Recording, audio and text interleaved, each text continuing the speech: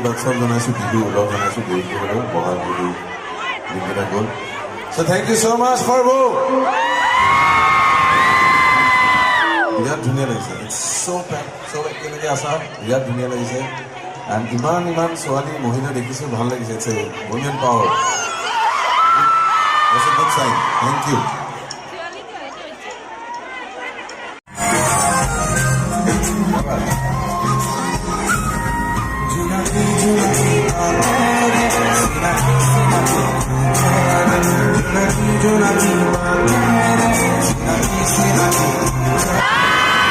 পাহৰি গ'লো মই, চাৰিদিন ডিব্ৰুগড় আছিলোঁ। এই জ্বৰকে কয়ে আটা পাৰি দি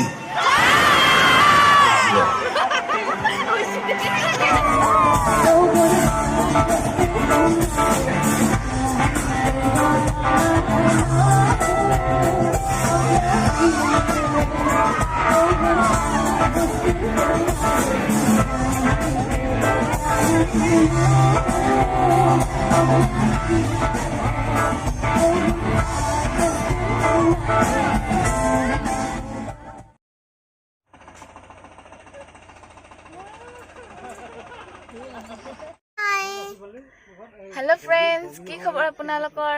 আশা কৰোঁ আপোনালোক সকলোৰে মংগল। ময়ো ভালে কুশলে আছোঁ। আজি আমি যাবলৈ ওলাইছোঁ বঙাইগাঁৱৰ বাঘেশ্বৰী মন্দিৰলৈ। আচলতে আমাৰ মানে দাদা এজনৰ বিয়া হ'ব তাতে আজি, গতিকে আমি এতিয়া যাবলৈ ওলাইছোঁ। বলক ভিডিঅ'টো আৰম্ভ কৰোঁ। পুলিচে বখতা তুমি জাননি বহাগৰ প্ৰতিটো বহাগতে মৰম যাচো তোমাকে আৰু এটা টিপু টিপু বাৰিছা পানী মে आग लगाए आ गया मुझे कटी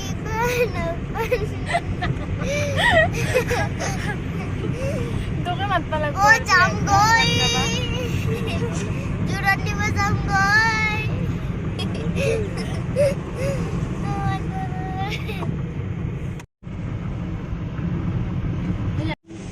মই তোমাক ভাল পাওঁ জানানে, ভাল লাগিছে যদি, মনে খাইছে যদি, কৈনো কৈনি দিয়া কিয়া।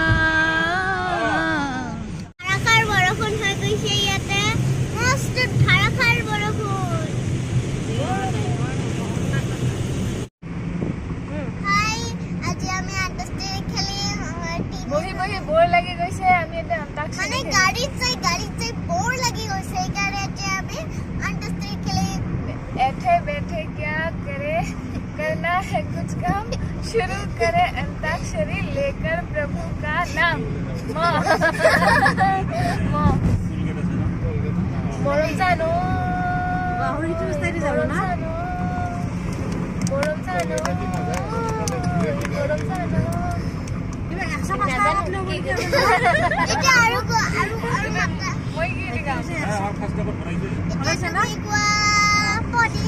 নহয় মাতুবে যদি শেষ আছে মৰম জান ঐ ঐ ঐ কৈ দিলা ঐ ঐ দি মোৰ মনত পৰা নাই কি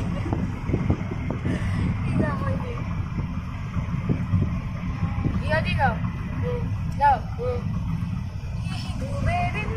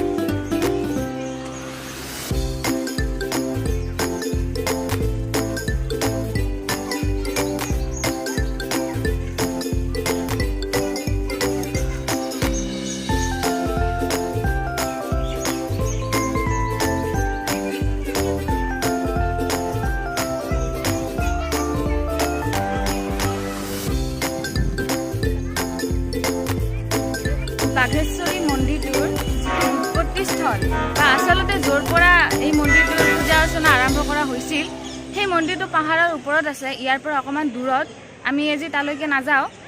আৰু ইয়াতে ডাঙৰকৈ মানে মন্দিৰটো স্থাপন কৰা হ'ল আৰু বিবাহ বা অন্নপ্ৰাশন তেনেকুৱা অনুষ্ঠান ইয়াতে কৰা হয়। কিন্তু আচল যিটো মানে মন্দিৰ আচলতে য'ৰ পৰা উৎপত্তি হৈছিল, মানে বাঘেশ্বৰী দেৱীক পূজা কৰা হৈছিল, মানে এইটো দুৰ্গাৰে এটা ৰূপ হয়, বাঘ যোগ ঈশ্বৰী বাঘেশ্বৰী। তো সেয়াই আৰু আমাৰ পূজা কৰা হ'ল। এতিয়া আমি ভাত খাবলৈ গৈ আছোঁ। হোটেলত ভাত খাম আমি।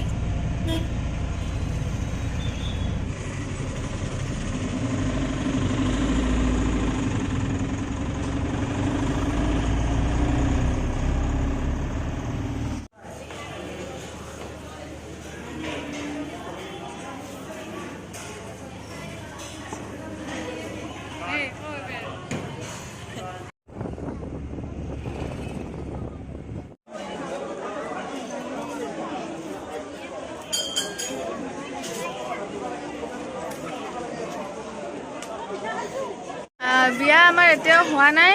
আমি অপেক্ষা কৰি আছোঁ। পূজাৰী তাৰমানে আজৰি হোৱা নাই, সেইকাৰণে। হাই হাই এই দোস্ত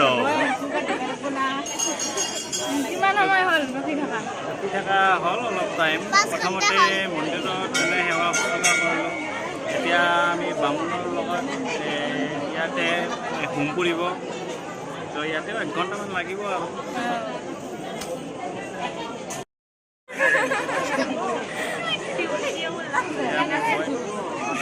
লাজ কৰিছে, কিন্তু ঘৰত না মোৰ মোবাইলত ইউটিউবৰ ব্লগ বনাই থাকে, কিন্তু আপলোড নকৰে, মোৰ মোবাইলত বনাই থাকে।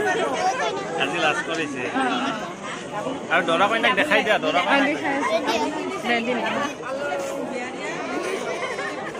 কেনেকুৱা লাগিছে আপোনাৰ অনুভৱ? ইয়াত যাৰ যেনেকা অনুভৱ থাকে সেইটোৱে হৈছে।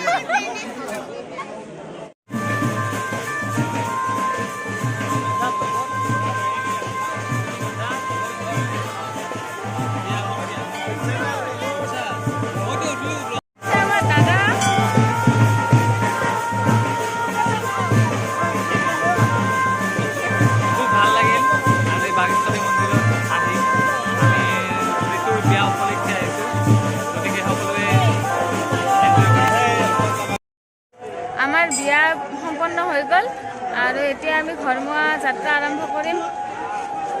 ভিডিঅ'টো ভাল পালে লাইক কৰিব, কমেণ্ট কৰিব আৰু লগতে শ্বেয়াৰো কৰিব।